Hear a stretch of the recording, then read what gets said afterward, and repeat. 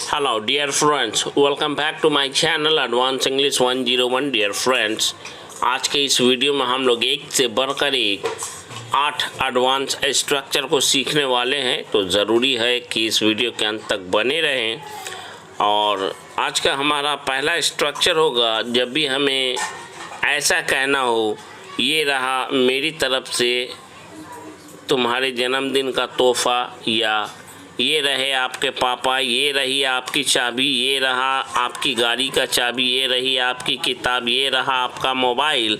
तो जब भी ये रहा या वो रहा से सेंटेंस शुरू करना हो, तो ये रहा के लिए हेयर इज़, वो रहा के लिए देयर इज़, उसके बाद योर, उसके बाद ऑब्जेक्ट का यूज़ करेंगे। पहला सेंटेंस है, ये रहा मेरी तरफ से तुम्हारे जन्मदिन का गिफ्ट यानी तोहफ़ा। इसके लिए हम लोग कहेंगे here is your birthday gift on my behalf, या कह सकते हैं here is your birthday gift on behalf of me. ये रही आपके कमरे की चाबी, इसके लिए कहेंगे here is the key of your room, या कहेंगे हेयर इज़ योर रूम्स की। ये रही तुम्हारी car, here is your car. ये रही तुम्हारी किताबें, हेयर आर योर बुक्स। आप सिंगुलर और प्लूरल के अनुसार इज़ और आर का यूज़ करेंगे। ये रहा आपका iPhone, here is your iPhone. ये रहे तुम्हारे पापा, हेयर इज़ योर फादर। वो रहे तुम्हारे भैया, there is your elder brother. वो रहे इसलिए देयर इज़ का यूज़ हुआ है। वो रहे तुम्हारे दोस्त, देयर आर योर फ्रेंड्स, मतलब एक से अधिक दोस्त की बात हो रही है। वो रहे तुम्हारे दादाजी, देयर इज़ योर ग्रैंडफादर। ये रहा तुम्हारा pizza, here is your pizza. इनसे मिले, ये रहे तुम्हारे पापा के कुछ गिने चुने और शरीफ दोस्त लोग। Meet them, here are some counted and gentle friends of your father. बढ़ते हैं अगले स्ट्रक्चर की ओर, जिसमें हम बात करना सीखेंगे कुछ करने से पहले बता देना, मतलब उस काम के बारे में बता देना। जैसे जाने से पहले मुझे बता देना, या आने से पहले मुझे बता देना, शादी से पहले मुझे बता देना, उसके पास जाने से पहले मुझे बता देना, कुछ खरीदने से पहले मुझे बता देना। तो कोई काम करने से पहले किसी को कुछ बता देना, इसके लिए to let someone know before doing anything. To let someone know something before doing anything, इसका इंग्लिश मीनिंग है ये, जिसमें हम लोग अब बात करेंगे स्ट्रक्चर की। तो late me no plus before plus verb के आईएनजी फॉर्म प्लस ऑब्जेक्ट का यूज़ करेंगे, या फिर लेट मी नो की जगह आप टेल का यूज़ कर सकते हैं। बढ़ते हैं पहले सेंटेंस की ओर। जाने से पहले मुझे बता देना है, इसके लिए हम कहेंगे टेल मी बिफोर गोइंग, या कहेंगे let me know before going. यहाँ आने से पहले मुझे बता देना, इसके लिए कहेंगे tell me before coming here, या कहेंगे let me know before coming here. शादी से पहले मुझे बता देना, टेल मी बिफोर मैरिज, या कहेंगे let me know before marriage और वेडिंग। उसके पास जाने से पहले मुझे बता देना, इसके लिए कहेंगे tell me before going to him, या कहेंगे let me know before going to him. कुछ भी खरीदने से पहले मुझे बता देना, इसके लिए कहेंगे tell me before buying anything, या कहेंगे let me know before buying anything. लड़ाई करने से पहले मुझे बता देना, इसके लिए कहेंगे टेल मी बिफोर फाइटिंग, या कहेंगे let me know before fighting. Next हमारा सेंटेंस है, काम शुरू करने से पहले मुझे बता देना, इसके लिए कहेंगे tell me before starting the work, या कहेंगे let me know before starting the work. बढ़ते हैं आज के अगले स्ट्रक्चर की ओर, जिसमें हम बात करेंगे किसी चीज़ का दिल के करीब होना से जुड़ा हुआ सेंटेंस, यानी करीब है या करीब था। जैसे मेरी माँ मेरे दिल के बहुत करीब है, या बहुत करीब रहती है। मेरा देश मेरे दिल के बहुत करीब है। विदेश में रहने के बावजूद भी मेरा देश मेरे दिल के बहुत करीब है। तो इस तरह के सेंटेंस को बोलने के लिए हम लोग इस स्ट्रक्चर का यूज़ करके सेंटेंस को बोलने और बनाने जाने वाले हैं। सबसे पहले होगा सब्जेक्ट। सब्जेक्ट के अनुसार हेल्पिंग वर्ब का यूज़ करेंगे। उसके बाद क्लोज या वेरी क्लोज ज़रूरत के अनुसार, उसके बाद टू, उसके बाद माई, हीज, हर, योर ज़रूरत के अनुसार, उसके बाद हार्ट का यूज़ करेंगे। पहला सेंटेंस है मेरी माँ मेरे दिल के बहुत करीब है। My mother is very close to my heart. मेरा देश भारत मेरे दिल के बहुत करीब है। My country India is very close to my heart. संतान अपने माता पिता के दिल के बहुत करीब होते हैं। ऑफस्प्रिंग्स या children are very close to their parents hearts. Next हमारा सेंटेंस है भारतीय सेना मेरे दिल के करीब है या कहना वो बहुत करीब है। इसके लिए कहेंगे Indian army is close to my heart या बहुत करीब है तो very close to my heart. दूर रहने के बाद भी मेरा देश मेरे दिल के बहुत करीब है। इस सेंटेंस के लिए हम कहेंगे my country is very close to my heart even after being away from it या फ्रॉम माई कंट्री। मेरे दोस्त मेरे दिल के करीब हैं। My friends are close to my heart. वो यादें मेरे दिल के बहुत करीब हैं। The memories are very close to my heart. Video अच्छा लगता हो तो प्लीज़ लाइक, शेयर, सब्सक्राइब और कमेंट ज़रूर करें। वो पल आज भी मेरे दिल के बहुत करीब है। That moment is very close to my heart even today. तुम आज भी मेरे दिल के बहुत करीब हो। Even today you are very close to my heart. उसकी सुंदरता आज भी मेरे दिल के बहुत करीब है। इसके लिए कहेंगे her beauty is very close to my heart even today. बढ़ते हैं अगले स्ट्रक्चर की ओर जिसमें हम लोग बड़ी मुश्किल से जुड़ा हुआ सेंटेंस को बोलना सीखेंगे।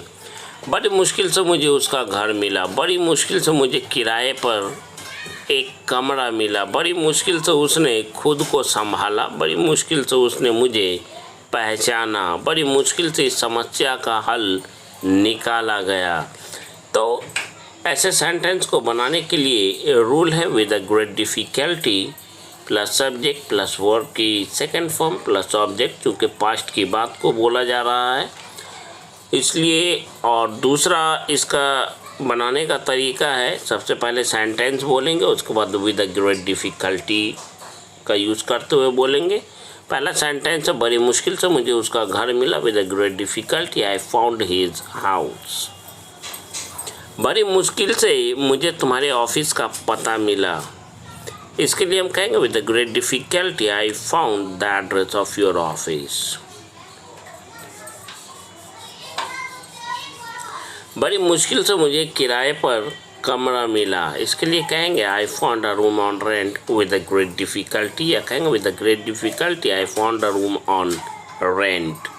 बड़ी मुश्किल से उसने खुद को संभाला। He pulled himself together with a great difficulty या कहेंगे with a great difficulty he pulled himself together.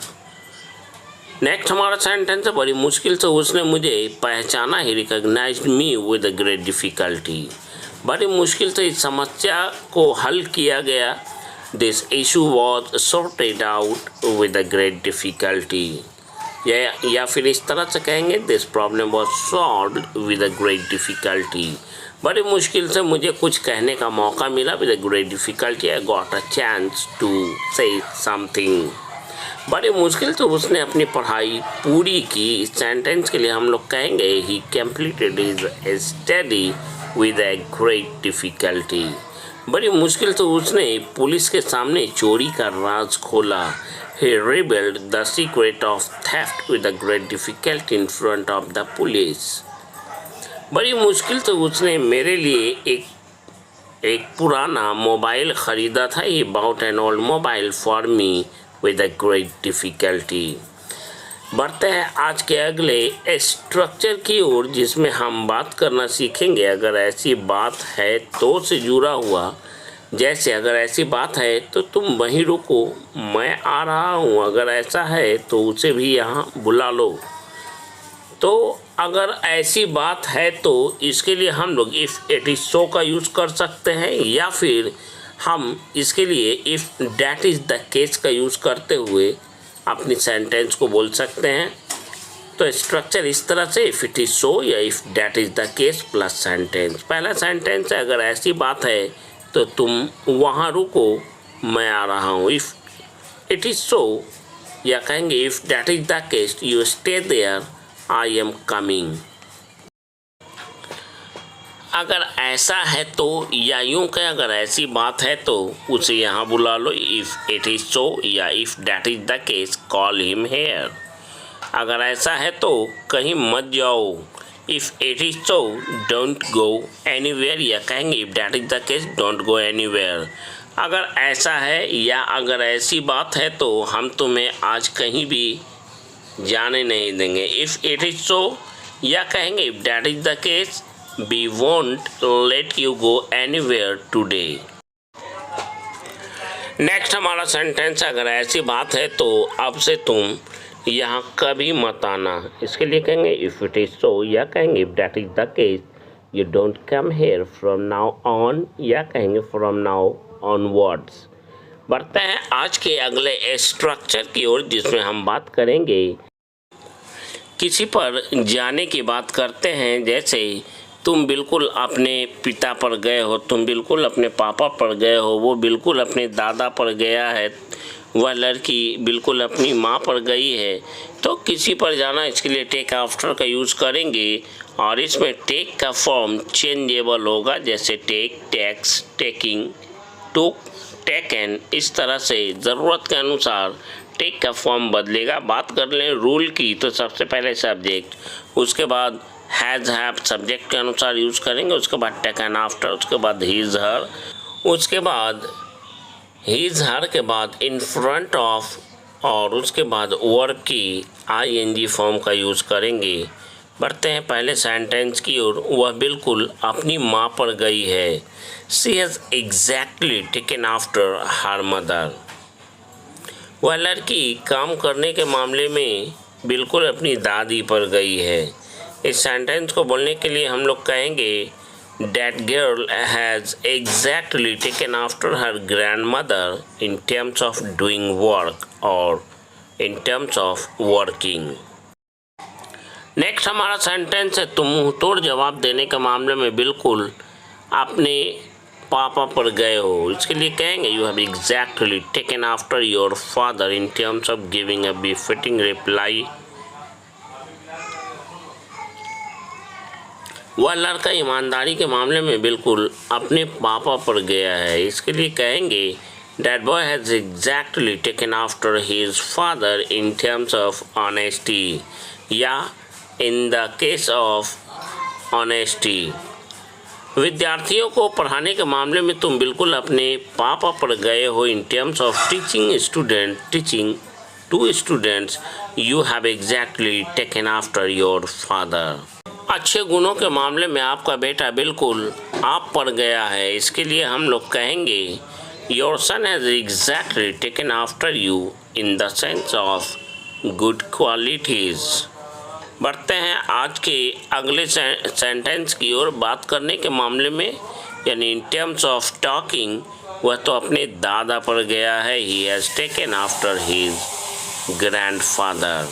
या फिर इस सेंटेंस को इस तरह से बोल सकते हैं he has exactly taken after his grandfather in terms of talking, या in the sense of talking.